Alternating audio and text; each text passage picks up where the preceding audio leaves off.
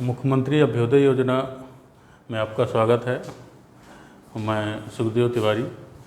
आज का टॉपिक है आपका मैथ में इनडेफिनिट इंटीग्रल। तो सबसे पहले आता है इंटीग्रल मतलब इंटीग्रेशन, और इंटीग्रेशन मोस्टली दो पार्ट में डिवाइड होता है, इनडेफिनिट और डेफिनिट। तो अभी आज का टॉपिक है हमारा इनडेफिनिट इंटीग्रल। इनडेफिनिट इंटीग्रल का मतलब ये होता है कि उसमें हिंदी में उसको कहते हैं अनिश्चित अवकलन समाकलन और डेफिनेट को कहते हैं निश्चित समाकलन। अब निश्चित का मतलब होता है एक निश्चित वैल्यू कि यहाँ से यहाँ तक जाना है, कोई लिमिट लगा दी गई तो उसे हम कहते हैं निश्चित। तो लिमिट नहीं लगी तो हो गया अनिश्चित, मतलब इनडेफिनेट। तो अनिश्चित अवकलन समाकलन पढ़ने के लिए हमें जो है कुछ फॉर्मूलों की आवश्यकता होगी। और सबसे पहले हम कहते हैं कि समाकलन होता क्या है। तो समाकलन मोस्टली हम देखते हैं कि ये रिवर्स प्रोसेस है डिफरेंशिएशन का। Integration is the reverse process of differentiation. तो रिवर्स प्रोसेस है तो सबसे पहले हमें डिफरेंशिएशन आना चाहिए। तो इसके लिए हम कुछ फॉर्मूले डिफरेंशिएशन के लेंगे और उनके अकॉर्डिंग हम इंटीग्रेशन बताएंगे। तो हम यहाँ पर इंटीग्रेशन जो आपका होता है,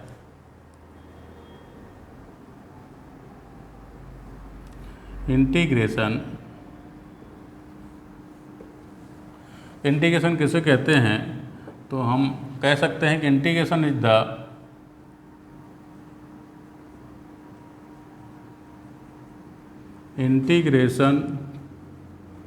is the reverse process of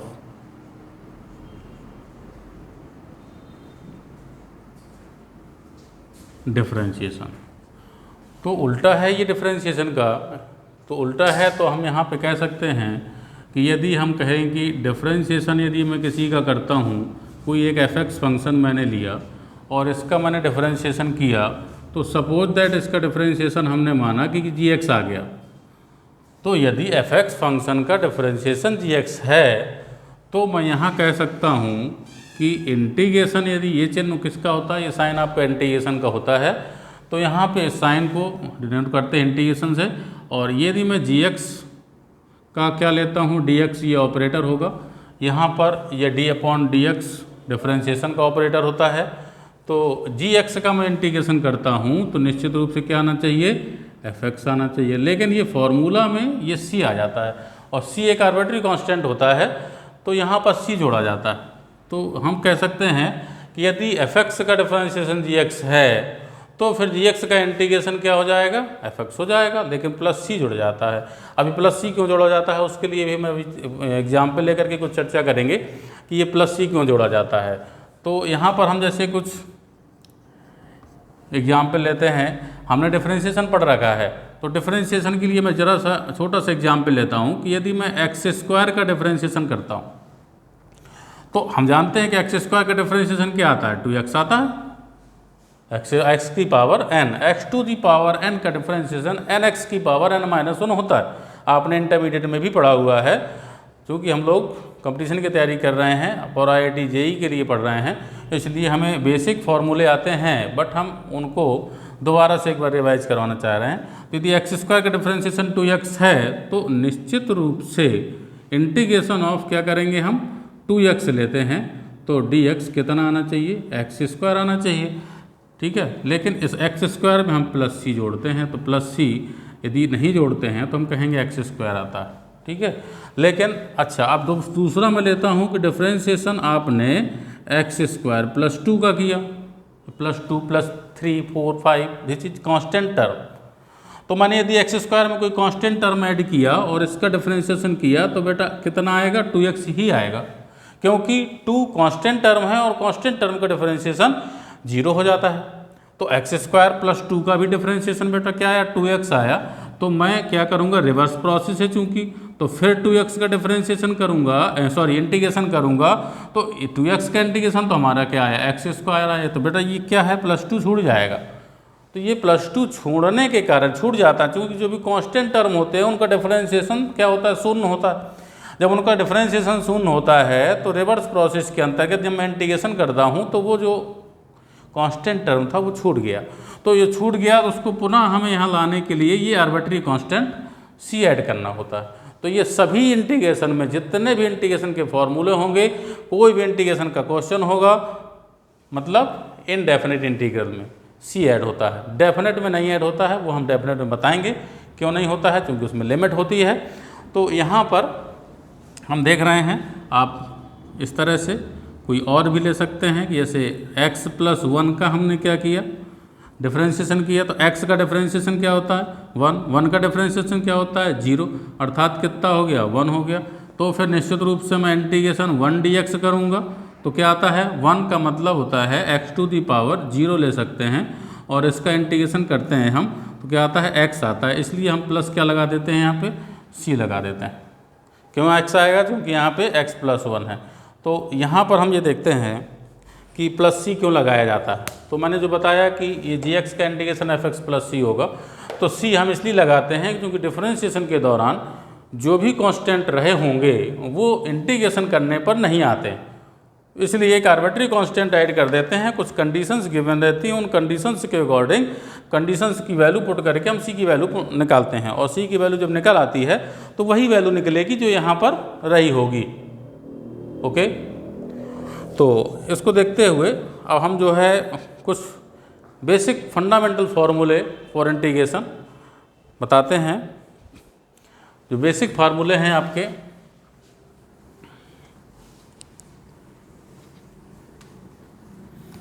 basic फार्मूले, सबसे पहला फार्मूला आपका, चूँकि डिफरेंशिएशन हम जानते हैं, हम दोनों लेके चलते हैं अभी। यदि d/dx ऑफ x⁻n इसका डिफरेंशिएशन करते हैं तो nx⁻n-1 होता है।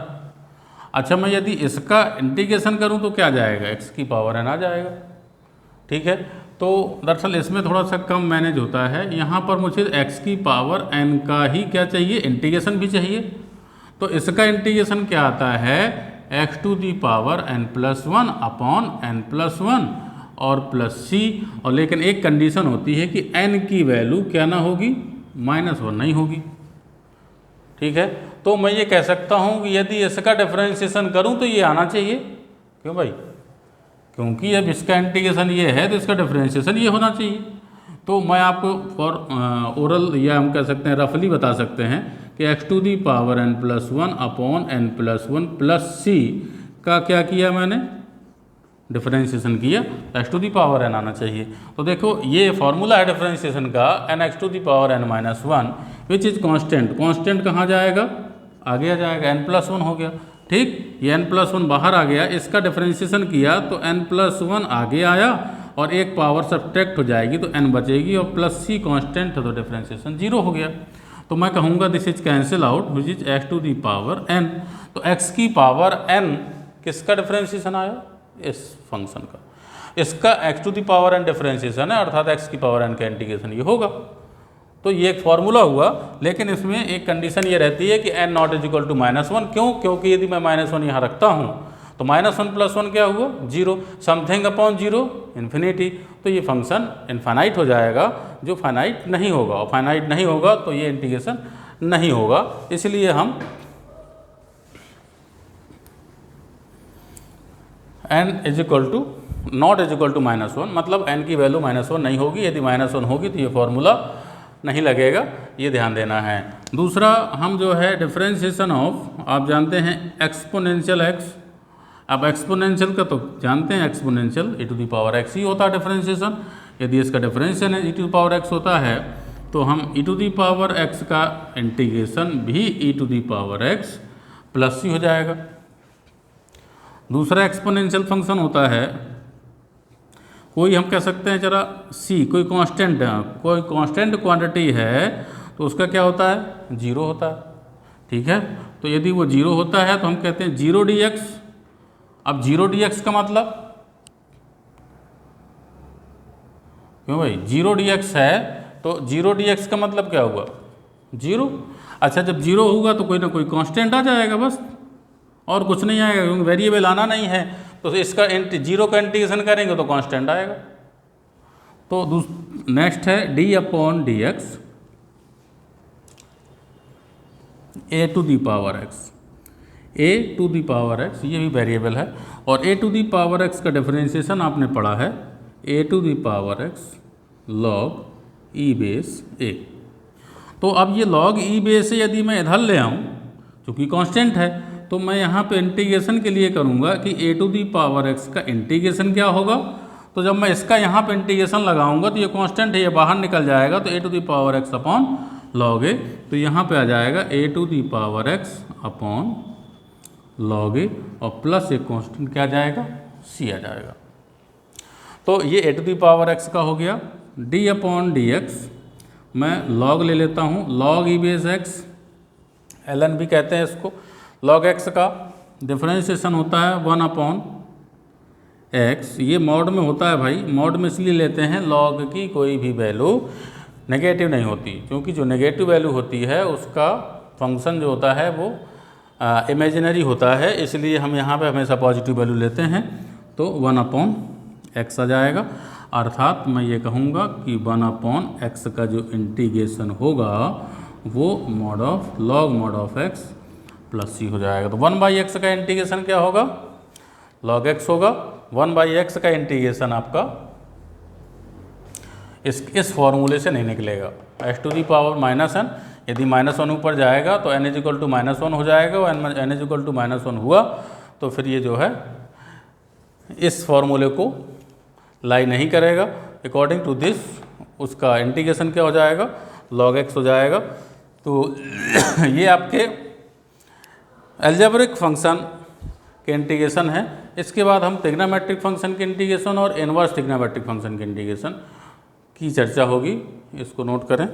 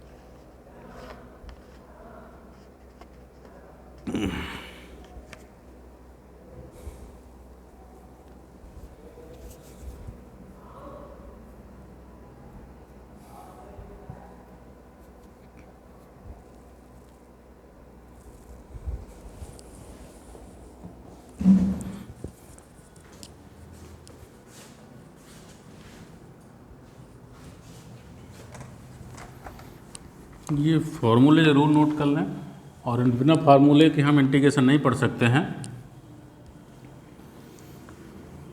ट्रिग्नोमेट्री भी आनी चाहिए। तो नेक्स्ट है आपका ट्रिग्नोमेट्रिक फार्मूला। आप जानते हैं कि d upon D x sine x का डिफरेंशिएशन क्या होता है, कॉस एक्स। Very simple. तो फिर हम क्या कहेंगे, integration of cos x D x also called sine x plus c. इसी आर्बिट्री कांस्टेंट मैंने बताया है कैसे क्यों। तो next d upon D x cos x. अब मैं यदि कॉस एक्स का डिफरेंशिएशन कहता हूँ तो माइनस का साइन एक्स होता है। तो मैं यदि यहाँ पे माइनस को उधर ले जाऊँ तो साइन एक्स का इंटीग्रेशन होगा minus cos x plus c. D upon D x tan x का डिफरेंशिएशन होता है सेक स्क्वायर एक्स। यदि इसका डिफरेंशिएशन सेक स्क्वायर एक्स होता है तो हम सेक स्क्वायर एक्स का इंटीग्रेशन क्या कहेंगे, ऑब्वियसली टेन एक्स हो जाएगा। रिवर्स प्रोसेस होता है, तो इसका integration tan x, sine x का इंटीग्रेशन इस माइनस को इधर ले आएंगे तो minus cos x, cos x का इंटीग्रेशन साइन एक्स। इसी क्रम में टेन के बाद साइन को होता कॉसिक, कॉसिक एक्स का डिफरेंशिएशन होता है minus cosec x into cot x, minus cosec x into cot x. तो integration of cosec x into cot x, integration of cosec x into cot x, ये minus उठ करके इधर जाएगा d x, this is equal to minus cosec x plus c. ध्यान दीजिए, इसका cosec x का डिफरेंशिएशन माइनस में cos x into cot x होता है, माइनस को मैं यहाँ ट्रांसफर कर सकता हूँ, तो इस पूरे फंक्शन का इंटीग्रेशन कॉसेक एक्स हो जाएगा। D upon D x, cos के बाद होता है सेक, कॉस का अपोजिट होता है सेक, तो चलिए सेक एक्स का देख लेते हैं। तो सेक एक्स का डिफरेंशिएशन क्या होता है, हम जानते हैं sec x into tan x, तो sec x into tan x. अब sec x into tan x का इंटीग्रेशन करते हैं तो क्या आएगा, सेक एक्स प्लस सी आ जाएगा, और इसके बाद टेन का होता है कॉट एक्स, अपोजिट, टेन का अपोजिट कॉट एक्स रिवर्स। तो कॉट एक्स का डिफरेंशिएशन हमने पाया, कॉट एक्स का differentiation minus cosec square x, minus cosec square x, तो निश्चित रूप से कॉसिक स्क्वायर एक्स का इंटीग्रेशन माइनस कॉट एक्स हो जाएगा। तो ये सभी इंटीग्रेशन आपके रिवर्स प्रोसेस के अंतर्गत हैं, डिफरेंशिएशन का रिवर्स। क्योंकि मैं जिस फंक्शन का डिफरेंशिएशन करता हूँ ये आता है, इसका इंटीग्रेशन करूँगा पुनः वहीं पहुँच जाऊँगा। तो इंटीग्रेशन का मतलब वैसे मीन ऑफ इंटीग्रेशन जो होता है वो समेशन को भी रिप्रेजेंट करता है, और जो डिफरेंशिएशन का जो मीन होता है वो डिफरेंस को रिप्रेजेंट करता है फंक्शन में।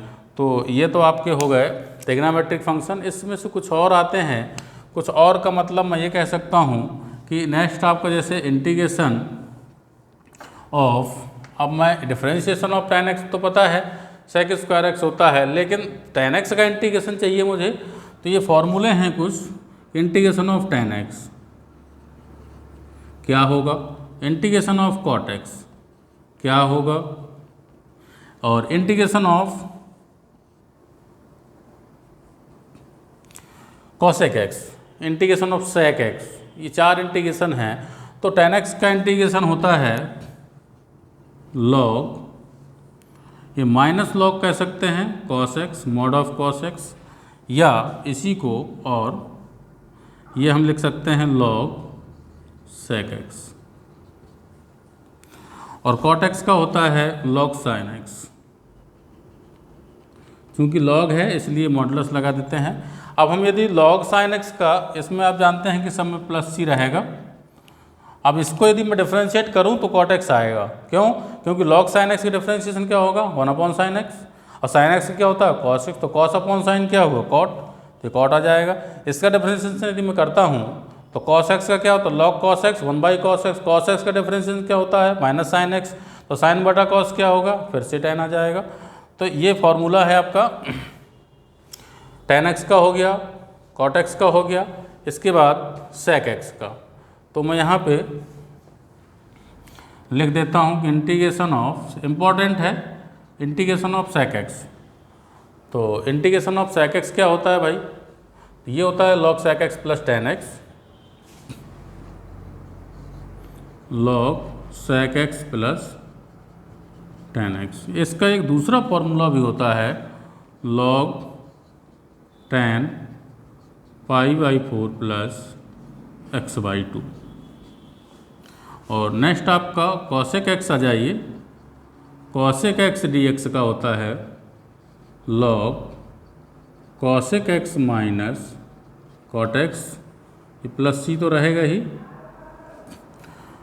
Log cosec x minus cot x, या इसका दूसरा formula log tan x by two plus c. तो इन फार्मूलों को आप नोट करेंगे, which is very important formula for integration।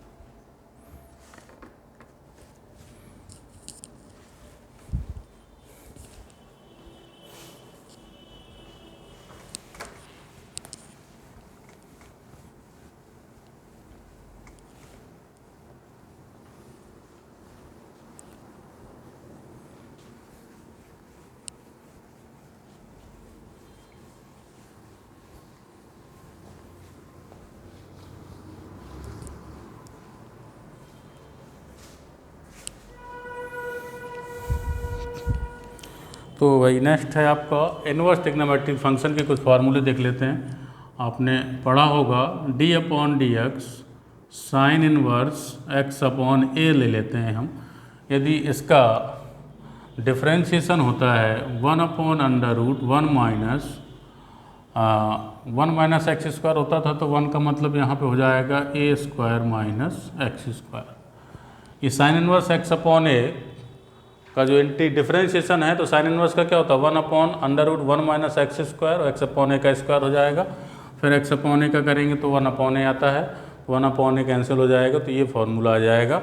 अर्थात मैं डायरेक्ट फार्मूला देख रहा हूँ। इंटीग्रेशन यदि मैं करता हूँ इसका D x upon root a square minus x square, जब भी आपको 1 upon root a square minus x square मिलेगा तो इसका इंटीग्रेशन आपका रिवर्स प्रोसेस के अंतर्गत sign inverse x upon a plus c हो जाएगा। इसी क्रम में डी अपॉन डी एक्स, अब मैं यहाँ पे लिख देता हूँ कॉस इनवर्स एक्स अपॉन ए, तो इसका क्या होता है माइनस होता है। यहाँ पर हम देखते हैं कि केवल जो फ़र्क पड़ता है वो पड़ता है आपका माइनस का, तो दोनों फार्मूले आ जाते हैं। यहाँ पे केवल -1 अपॉन इतना आएगा root a square minus x square implies that, अर्थात मैं इंटीग्रेशन किसका करूँगा minus d x upon root a square minus x square का करूँगा, तो हमें क्या मिलेगा cos inverse x upon a plus c मिल जाएगा। और यदि ये माइनस नहीं है तो ये मिल जाएगा। तो आप चाहें तो इसको minus sine inverse x upon a भी कह सकते हैं। इसको हम माइनस यदि मैं बाहर निकाल दूं तो इसका बाकी का क्या होगा, इतने का इंटीग्रेशन क्या हो जाएगा साइन इनवर्स, तो minus sine inverse x upon a also plus c कह सकते हैं। अच्छा भाई नेक्स्ट क्या है डिफरेंशिएशन हम दूसरे का डी अपॉन डी एक्स। मैं यदि लेता हूँ यहाँ पे 1 अपॉन ए और tan inverse x upon a, इसका डिफरेंशिएशन यदि मैं करता हूँ तो इसका डिफरेंशिएशन क्या आएगा 1 upon a square plus x square आएगा। और इसका मैं यदि इंटीग्रेशन करता हूँ 1 upon a square plus x square d x का, इसका डिफरेंशिएशन कैसे आता है, क्योंकि डिफरेंशिएशन आप पढ़ चुके हैं, तो 1 अपॉन ए कॉन्स्टेंट है बाहर आएगा, tan inverse x upon A का डिफरेंशिएशन होता है 1 upon 1 plus x square, 1 upon 1 plus x square करेंगे, फिर एक्स अपॉन ए का अलग से करेंगे तो 1 बाई ए आएगा, कैंसिल आउट हो जाएगा, तो यहाँ पे इतना बचेगा। अर्थात जब भी हमें फंक्शन ये मिलेगा 1 upon a square plus x square इस टाइप का, तो इसका इंटीग्रेशन क्या हो जाएगा 1 अपॉन ए tan इनवर्स एक्स अपॉन ए। मेन है आपका इंटीग्रेशन, अर्थात ये फंक्शन आपको मिलेगा तो इसका इंटीग्रेशन 1 अपॉन ए tan इनवर्स एक्स अपॉन ए मिल जाएगा। इसके बाद सेम प्रोसेस आता है किसका कॉट के लिए, तो यदि मैं d upon D x 1 upon a cot inverse x upon a लिखता हूँ, तो ये -1 upon a square plus x square हो जाता है। तो जब मैं यहाँ पे इंटीग्रेशन करूँगा तो -1 upon a square plus x square यदि आ जाता है, तो आप चाहें तो कॉट इनवर्स के फॉर्म में 1 upon a cot inverse x upon a plus सी लिख सकते हैं, या माइनस का tan भी लिख सकते हैं आप लोग। तो एक नेक्स्ट है डी अपॉन डी एक्स। अब tan इनवर्स हो गया, कॉट इनवर्स हो गया, इसके बाद हम sec इनवर्स के लिए तो 1 upon a sec inverse x upon a, इसका डिफरेंशिएशन करेंगे तो क्या आएगा 1 upon x under root x square minus a square आता है, आप इसको करके देख लेंगे। और यदि यहाँ पे इंटीग्रेशन लगाएंगे तो 1 upon x root of x square minus a square d x, इसका इंटीग्रेशन क्या हो जाएगा 1 upon a sec inverse x by a. और इसी के अकॉर्डिंग कॉसिक का भी आता है, तो कॉसिक में ऑब्वियसली माइनस आ जाएगा, तो यहाँ पर क्या है केवल d upon D x 1 upon a cosec inverse x upon a, इसका डिफरेंशिएशन क्या होगा वो -1 by x root x square minus a square. तो implies that integration -1/x under root x² minus a² differentiation dx कितना आ जाएगा, ये minus का बाहर निकल आएगा तो -1/a कॉसिक इनवर्स x/a। तो ये आपके सभी इनवर्स फंक्शन के आपके फार्मूले हैं, तो इसको हम जो है नोट करेंगे।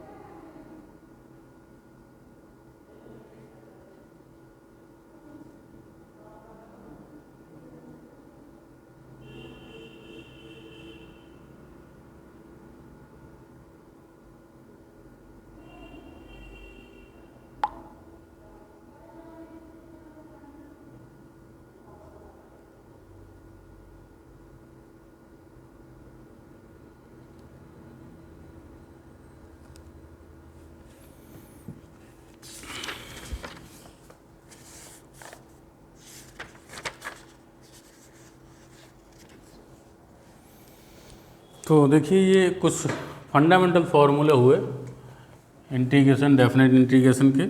जो फार्मूले इनडेफिनेट इंटीग्रेशन में लगते हैं वही फार्मूले आपके डेफिनेट में भी लगते हैं। फार्मूले अलग नहीं है, लेकिन थोड़ा सा उसमें प्रॉपर्टी चेंज हो जाती है।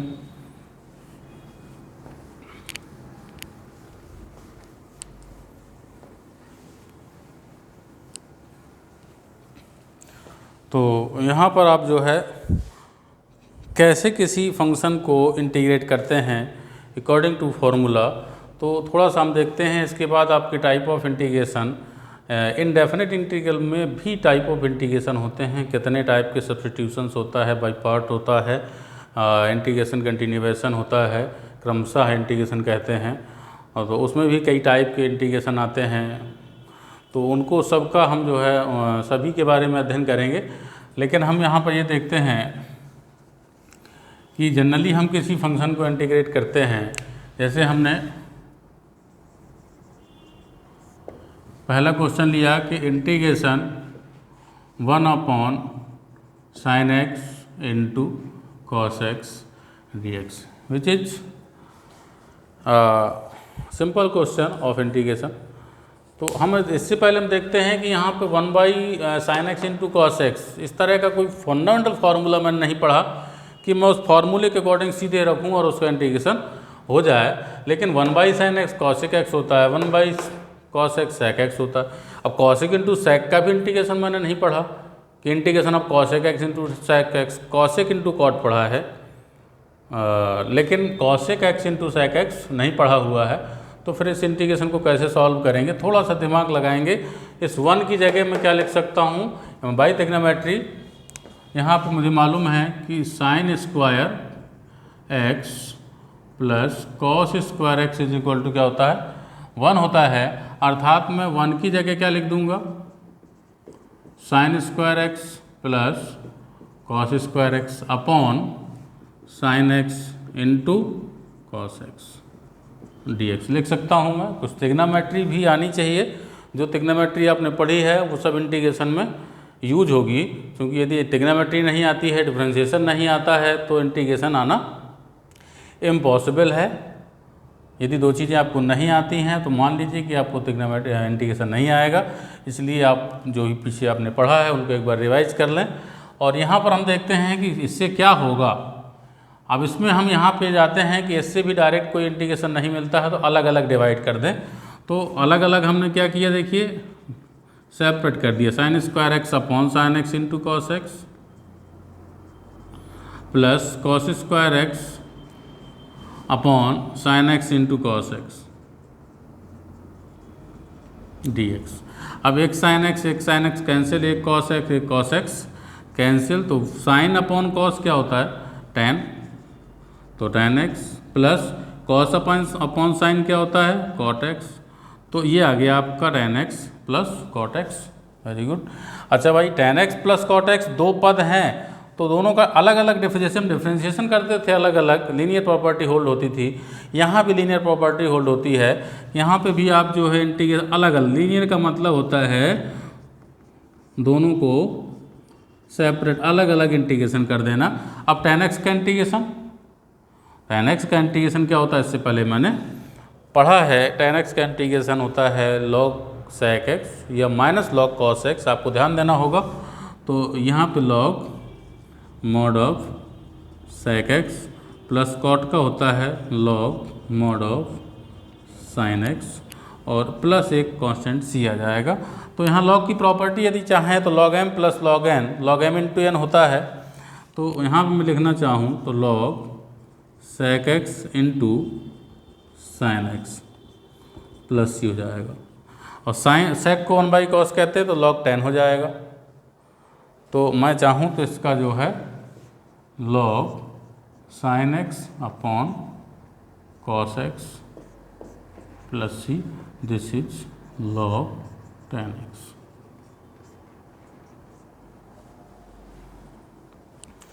तो ये आपका इंटीग्रेशन है, सिंपल क्वेश्चन जो बिना किसी प्रॉपर्टी, बिना किसी टाइप के है, according to integration, according to formula.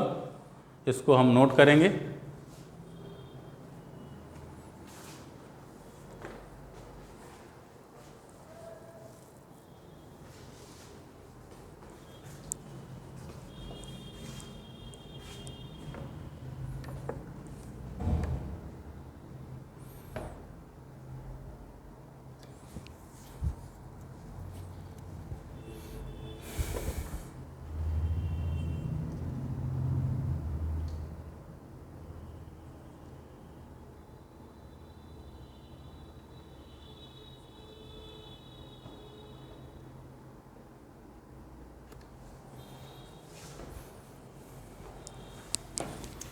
इसके आगे हम लोग नेक्स्ट क्वेश्चन लेते हैं।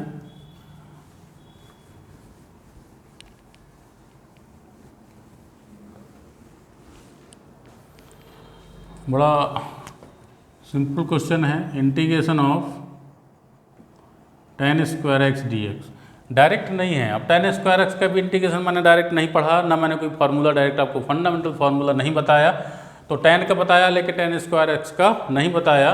तो अकॉर्डिंग टू ट्रिग्नोमेट्री हम देखेंगे कि tan square X is equal to क्या होता है, ये होता है sec स्क्वायर एक्स -1। तो जहाँ tan स्क्वायर एक्स लिखा है वहाँ पे क्या लिख देंगे हम, sec square x minus one D x लिख देंगे। अब दो टर्म्स हो गए, इन दोनों टर्म्स का अलग अलग integration, integration of sec square x D x minus integration one D x. अब ध्यान दीजिए भाई, sec स्क्वायर एक्स का इंटीग्रेशन तो पता है किसका, tan x होता है, चूँकि tan का डिफरेंशिएशन क्या होता है sec स्क्वायर, तो sec स्क्वायर का इंटीग्रेशन क्या होगा tan x, तो यहाँ पे इसका इंटीग्रेशन हमारा क्या हो जाएगा tan x माइनस, अब ये 1 है तो 1 को हम क्या लिख सकते हैं, किसी की भी पावर 0 1 होता है, मतलब x to the power 0 dx 1 होता है। और मैंने फार्मूला बताया है तो x to the power n dx का फार्मूला होता है n+1 अपॉन n+1 प्लस सी। ये ध्यान देंगे यहाँ पे, तो ये आ जाएगा आपका tan x minus x to the power 0+1 upon 0+1 plus c, अर्थात आ जाएगा tan x minus x plus सी।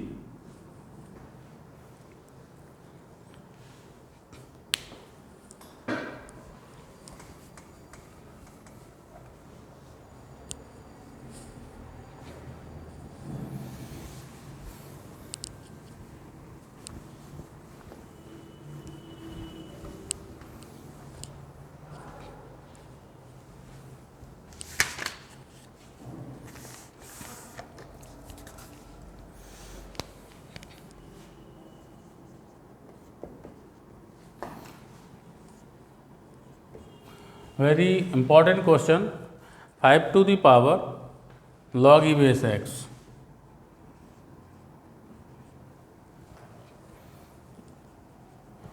dx। ध्यान दीजिए 5 टू दी पावर x है, 5 की पावर क्या है log। ध्यान दीजिए हमने क्या बताया था, a to the power x का बताया था, लेकिन वहाँ x रहता था, यहाँ x की जगह log x। तो फिर हम क्या करेंगे कि log की कुछ प्रॉपर्टी होती है, log के कुछ फार्मूले होते हैं। log के फार्मूले क्या होते हैं, ज़रा ध्यान देंगे, a की power log e base b बराबर होता है b to the power log e base a। ये ध्यान देंगे, यहाँ पर इन फार्मूलों को ज़रूर नोट कर लेंगे, क्योंकि log के फार्मूले हैं ये हर जगह मिलते नहीं हैं, और आप लोगों को log की प्रॉपर्टी ज़्यादातर यूज़ होनी है, तो कहीं ना कहीं उनके फार्मूलों की आवश्यकता मस्ट है, पड़ती है। दूसरा हम और लिख देते हैं कि log यदि a to the power n into B बराबर 1/n log a base b होता है।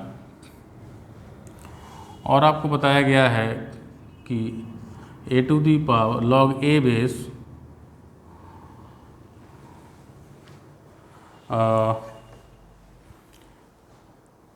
a टू दी पावर होता है, सॉरी यहाँ पे होता है a की पावर log, यदि a बेस b है तो केवल b बचता है, यदि ये पावर और ये बेस इक्वल है तो यहाँ b आता है। इसी के अकॉर्डिंग हम इस फॉर्मूले को जो है, इस फॉर्मूले का यूज करेंगे। यहाँ पे a है, a कितना है 5 है, b कितना है x है, a और b आपस में चेंज हो जाएंगे, तो इंटीग्रेशन बन जाएगा x की पावर log e बेस 5।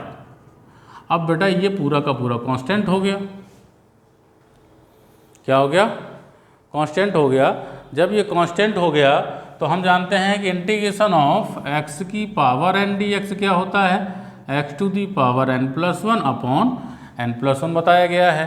तो यहाँ पर ये n का वर्क करेगा, log 5 ये बेस है, log 5 यदि n का वर्क करता तो सीधे सीधे क्या आ जाएगा भाई, x to the power log e base 5+1 upon log e base 5+1। Very simple question, और प्लस सी कांस्टेंट हो जाएगा। तो इस तरह का जो क्वेश्चन है वो हम जो है लॉग के अकॉर्डिंग, लॉग की प्रॉपर्टी से उसको सॉल्व करेंगे।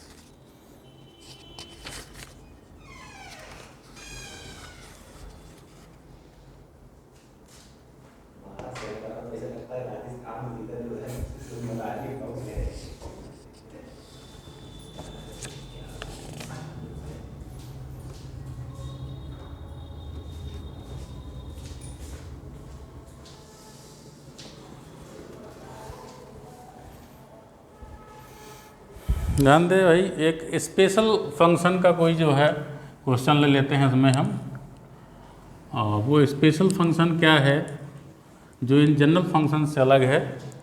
जैसे कि मैं कह देता हूँ कि integration greatest integer integral part of x. अब मैं इस फंक्शन का इंटीग्रेशन चाहता हूँ आपसे कि ये फंक्शन का इंटीग्रेशन क्या होगा। ये भी सिंपल है, आप इस स्पेशल फंक्शन के बारे में ज़्यादा जानते नहीं हैं इसलिए प्रॉब्लम होती है। तो यहाँ पर जो ये इंटीग्रल पार्ट ऑफ एक्स है और ये ग्रेटेस्ट इंटीजर है, तो यहाँ fractional part of x which is called, इसे कहते हैं हम फ्रैक्शनल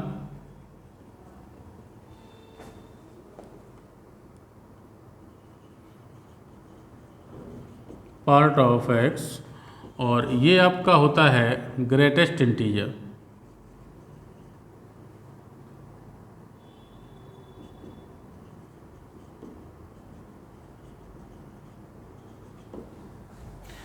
ग्रेटेस्ट इंटीजर ये हम कह सकते हैं कि इंटीग्रल पार्ट ऑफ एक्स। तो इसके बारे में मैं चर्चा कर चुका था, और ये आपका जो ऊपर जो फ्रैक्शनल पार्ट ऑफ एक्स है इसके बारे में हम ज़रा थोड़ा सा बताएंगे कि इन फ्रैक्शनल पार्ट ऑफ एक्स ये कहलाता है x minus integral part of x, where x belongs to R. X एक रियल नंबर है, तो अब रियल नंबर है तो मैं थोड़ी देर के लिए लेता हूँ कि यदि इफ़ यहाँ पर x का मान 1 लेता हूँ तो ये 1 minus integral part of x 1, और इसकी वैल्यू 1 आती है, 1 माइनस 1 कितना हो जाएगा, 0 हो जाएगा। अच्छा, मैं x इज इक्वल टू 1.2 लेता हूँ, तो 1.2 यदि रखता हूँ तो यहाँ 1.2 होगा minus 1.2 integral part of x। अच्छा, 1.2 की वैल्यू क्या होती है आप जानते हैं, 1 होती है। तो अगेन यहाँ पे 1.2 माइनस 1 इज इक्वल टू क्या आ जाएगा, 0.2 आ जाएगा। इसी क्रम में मैं यदि x इज इक्वल टू 1.9 ले लेता हूँ तो भी इसकी वैल्यू क्या होगी, 1.9, x की जगह में 1.9 आ जाएगी, और माइनस इंटीग्रल पार्ट ऑफ 1.9। आप जानते हैं 1.9 की वैल्यू ग्रेटेस्ट इंटीजर में 1 ही होती है, तो यहाँ पे 1.9 माइनस 1 आल्सो 0.9, और 0.9 आएगी। इसके बाद में अगेन दूसरी वैल्यू 2 लेता हूँ यदि यहाँ पे, तो फिर 2 माइनस 2 0 हो जाएगा। इसके तहत या इसके अकॉर्डिंग मैं कह सकता हूँ कि जो फ्रैक्शनल पार्ट ऑफ एक्स है वो फ्रैक्शनल पार्ट ऑफ एक्स की वैल्यू 0 और 1 के बीच होती है, 1 पूरी 1 नहीं होती है। तो इसलिए इसको हम ध्यान देते हैं। इसका जो आपका ग्राफ जाता है ये 1 होता है, यहाँ तक ये 1 ले लेते हैं, तो जो भी इसकी वैल्यू होती है यहाँ से हम देखते हैं कि ये यहाँ पे ये आएगा, इस तरीके ग्राफ आता है।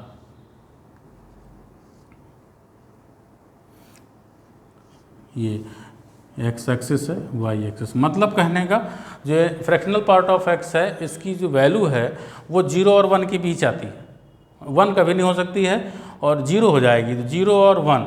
तो यहाँ पे ओपन इंटरवल हैं, ये सभी होल हैं, ओपन इंटरवल को डिनोट करते हैं।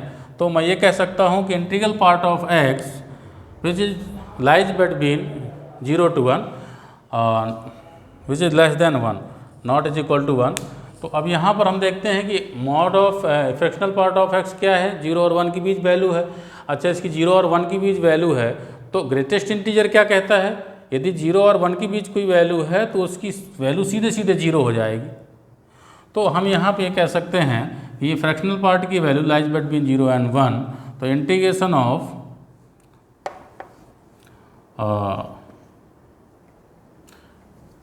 Greatest integer fractional part of x, और इसकी वैल्यू आपकी 0 हो जाएगी। जब इसकी वैल्यू 0 हो जाएगी तो इंटीग्रेशन 0 dx का क्या होता है भाई, 0 हो जाएगा, 0 प्लस c, तो कोई ना कोई c कांस्टेंट आ जाएगा, या अर्थात 0 हो जाएगा, क्योंकि इसकी वैल्यू पूरी की पूरी वैल्यू 0 होती है, और जब 0 होती है तो उसका हम इंटीग्रेशन क्या कहेंगे, 0 आएगा। तो इसका एक ऑप्शन करेक्ट होगा कि इसकी इंटीग्रेशन वैल्यू जो होगी वो 0 होगी। तो इसके आगे हम लोग जो है पार्ट ऑफ इंटीग्रेशन की चर्चा करेंगे। ये बेसिक इंटीग्रेशन है, और बहुत सारे क्वेश्चन हैं, ये स्पेशल फंक्शन के तौर पर एक क्वेश्चन था। नेक्स्ट हम जो है आगे देखते हैं, इसको नोट करें।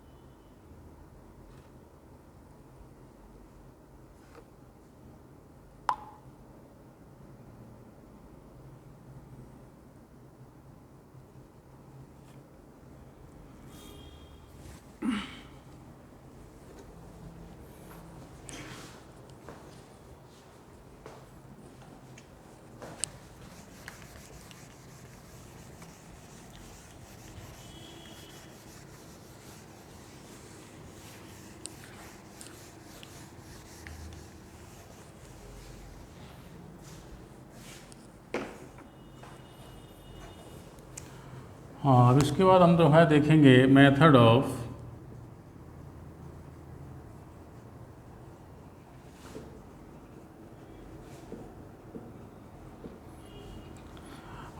इंटीग्रेशन में सबसे पहले आता है सब्स्टिट्यूशंस मेथड। तो हम कह सकते हैं इंटीग्रेशन बाय सब्स्टिट्यूशंस।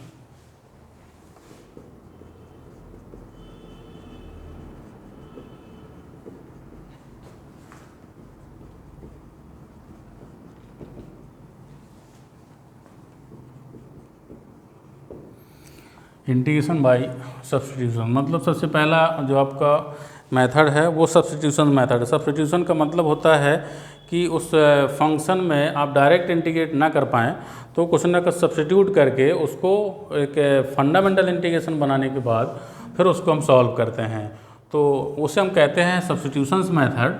और दूसरा नंबर होता है इंटीग्रेशन बाय पार्ट्स।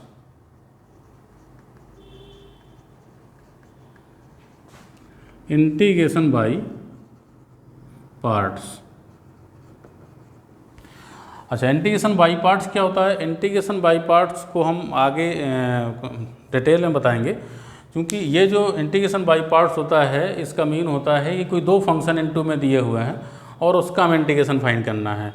तो product of two function we find the integration of this function, this type of function which is called integration by parts. तो हम इनको कहते हैं कि इंटीग्रेशन बाय पार्ट्स के अकॉर्डिंग हम इनको सॉल्व करेंगे, जिसे हम फर्स्ट इंटू सेकेंड लेकर के चलते हैं।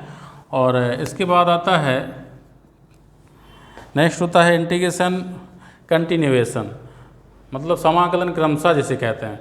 तो जो समाकलन क्रमशः होता है उसे हम सॉल्व करने के लिए इससे पहले हमें कुछ सीखना पड़ता है, जिससे हम पार्शियल फ्रैक्शन कहते हैं। तो सबसे पहले हम उसको जब इंटीग्रेशन कंटिन्यूएशन को सीखेंगे तो उससे पहले हमें पार्शियल फ्रैक्शन सीखना होगा कि पार्शियल फ्रैक्शन क्या होता है। क्योंकि जब फंक्शन को पार्शियल फ्रैक्शन नहीं कर पाएंगे तो हम इंटीग्रेट भी नहीं कर पाएंगे, तो उससे पहले हमें कुछ पार्शियल फ्रैक्शन के बारे में जानना होगा। और इसलिए हम जो है यहाँ पर इंटीग्रेशन बाय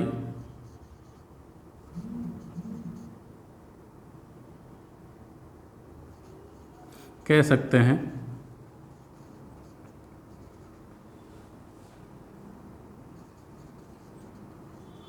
कंटिन्यूएशन का मतलब होता है क्रमशः, तो हम इसको कह सकते हैं समाकलन क्रमशः।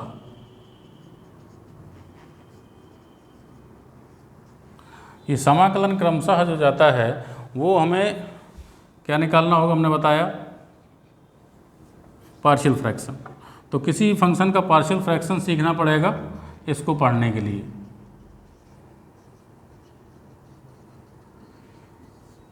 जब पार्शियल फ्रैक्शन सीख लेंगे तब हम इसको पढ़ाएंगे। और इसमें बहुत सारे टाइप होते हैं, उन सभी टाइप्स के बारे में अध्ययन करेंगे। तो इससे हम स्टार्ट करते हैं। सबसे पहले integration by substitutions, very simple. Integration by substitutions क्या होता है, कैसे सॉल्व करते हैं और कैसे हम किसी फंक्शन को लेट करते हैं कि क्या किस फंक्शन को लेट करें कि वहाँ पर हमें वैल्यू प्राप्त हो जाए। जैसे इंटीग्रेशन हम कहते हैं कि f ऑफ, मान लो f ऑफ gx ये फंक्शन है, इनटू दिया हुआ है g डैश x, इसका डिफरेंशिएशन भी दिया हुआ।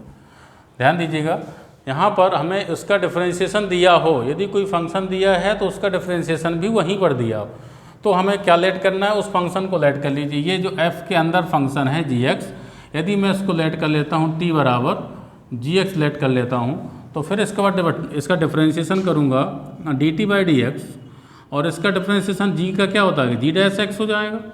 मैंने बताया था कि डिफरेंशिएशन आना बहुत मस्ट है। तो जब मैं इसका डिफरेंशिएशन करूँगा तो ये g डैश हो जाएगा, अर्थात dt की वैल्यू आ जाएगी g dash x into D x. अब हम यहाँ पे देखेंगे कि ये g dash x into D x कितना दिया हुआ है, dt दिया हुआ है, तो पूरे इंटीग्रेशन को मैं t में कन्वर्ट कर दूंगा, क्योंकि मैंने इसको लेट किया हुआ है। Let t is equal to g x, तो मैं यहाँ पे f और इसकी जगह t पुट कर दूंगा तो ft हो गया, और ये पूरा का पूरा क्या है, dt है। अब ये इंटीग्रेशन ऑफ ft dt, तो ft dt आपका कुछ भी मान लो कैपिटल ft प्लस c आ गया, और t क्या है, t आपका gx है, तो मैंने इसको जी एक्स पुट कर दिया प्लस सी, ये सॉल्व हो गया। तो वेरी सिंपल हो जाता है कब, जब उसको हम जो है मान लेते हैं, कुछ सब्स्टिट्यूट कर लेते हैं। तो सब्स्टिट्यूट करने के लिए हमें क्या सब्स्टिट्यूट करना है, पहला मेथड ये है कि उसी का डिफरेंशिएशन उसमें गिवन हो, इसको हमें देखना। इसको नोट करेंगे, इसके अकॉर्डिंग हम एक क्वेश्चन सॉल्व करते हैं, फिर हम बताते हैं कैसे किसको लेट करना होता है।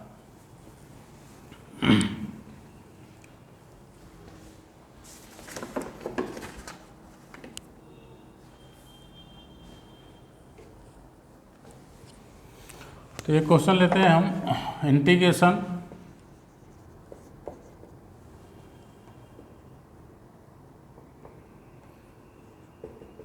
Sign log x upon x D x. अब आप इस इंटीग्रेशन को देखते हैं कि इंटीग्रेशन का जो हमने फंडामेंटल फार्मूला बताया था, तो कोई यूज नहीं होगा इसमें। बाई सब्स्टिट्यूशन मेथड सॉल्व करने के लिए हम इसको देखेंगे कि ये जो log x है, इसका डिफरेंशिएशन यदि करते हैं तो 1/x आता है, जो कि इसमें पहले से उपस्थित है। तो मैं यहाँ पे लेट करूँगा कि let t is equal to log x, तो dt इज इक्वल टू कितना हो जाएगा, dt/dx कितना हो जाएगा, log x क्या होता है 1/x होता है, तो dt इज इक्वल टू हो जाएगा 1/x और dx। तो आप देखते हैं कि 1/x dx की वैल्यू क्या है, dt है, तो 1/x dx हम यहाँ पर इसको देखते हैं कि dx/x is equal to d t. तो पूरा का पूरा इंटीग्रेशन हम चेंज कर देंगे टी में। फिर ऐसा नहीं कि कुछ x बचे रहे कुछ t बचा रहे, ये नहीं होता।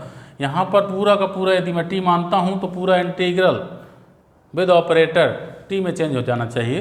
तो यहाँ पर हम देखते हैं कि साइन और log x की जगह t हो जाएगा, तो log t हो गया, और dx/x कितना है, t है, तो ये t हो गया। अब आप ये स्टैंडर्ड रिजल्ट बन गया। आप जानते हैं साइन टी, हमने आपको फार्मूला बताया, साइन टी का इंटीग्रेशन क्या होता है, माइनस कॉस टी होता है।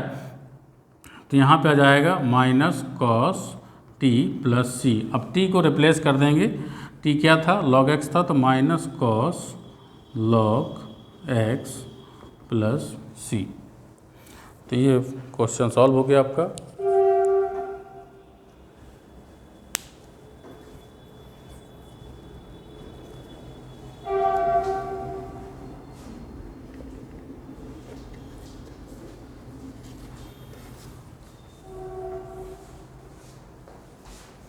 तो इसके आगे हम नेक्स्ट क्वेश्चन लेते हैं।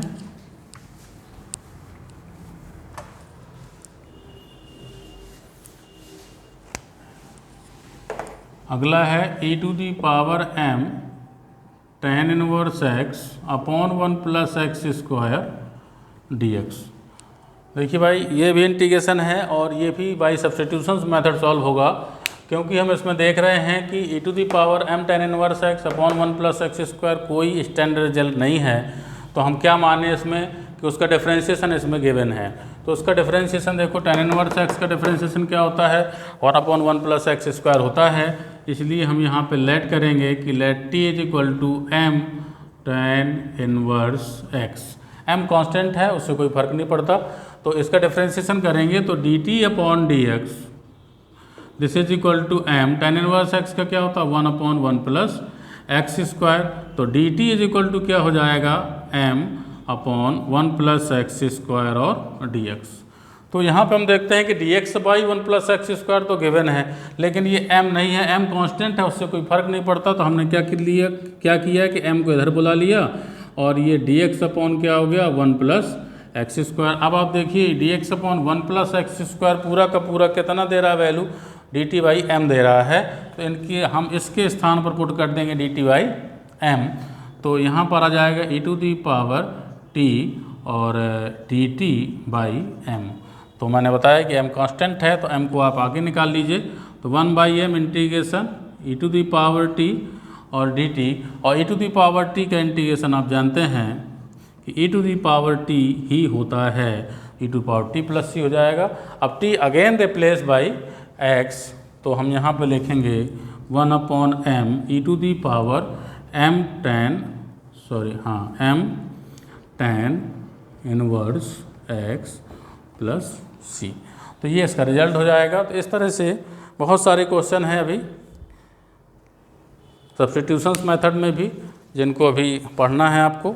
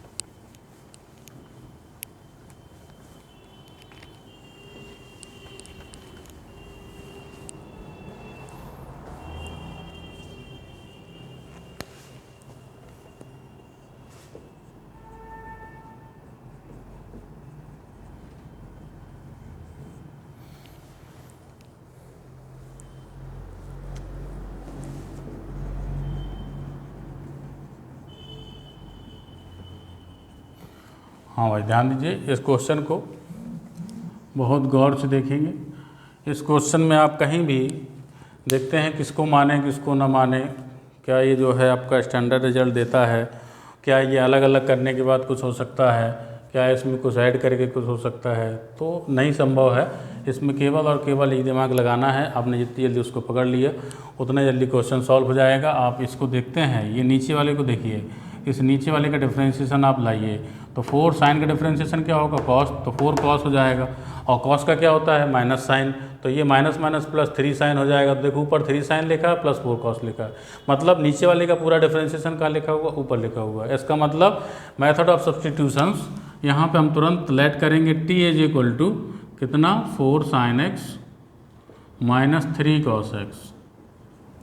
ठीक है, तो अब इसको डिफ्रेंशिएट कर दीजिए, D T by D x, you know 4 sine x, 4 बाहर आ जाएगा, साइन का डिफ्रेंशिएशन क्या होता है, कॉस एक्स, और माइनस कॉस का डिफ्रेंशिएशन क्या होता है, माइनस साइन एक्स होता है। तो minus minus plus 3 sine x, यहाँ पे हमने देखा 4 cos x plus 3 sine x, ऊपर देख रहे हैं 4 cos x plus 3 sine x पूरा का पूरा रखा हुआ। अर्थात ये देखिए आपका ये पूरा का पूरा फंक्शन क्या डिनोट करता है, dt को रिप्रेजेंट करता है। dt is equal to 4 cos x plus 3 sine x, ये dx हो गया। तो इसको हमने यहाँ पे इसकी वैल्यू पुट कर दीजिए, ऊपर आपका आ जाएगा dt और नीचे क्या जाएगा t, तो dt by T standard result हो गया। 1/t का इंटीग्रेशन क्या होता है भाई, बताया था मैंने, लॉग में जाता है। तो यहाँ पे क्या हो जाएगा, log of mod t plus c, t replace कर दीजिए, जो माना था आपने t को, क्या माना हुआ था t को, 4 sine x minus 3 cos x, modulus इसलिए लेते हैं क्योंकि वैल्यू पॉजिटिव लेते हैं यहाँ पे, तो ये आपका रिजल्ट आ जाएगा।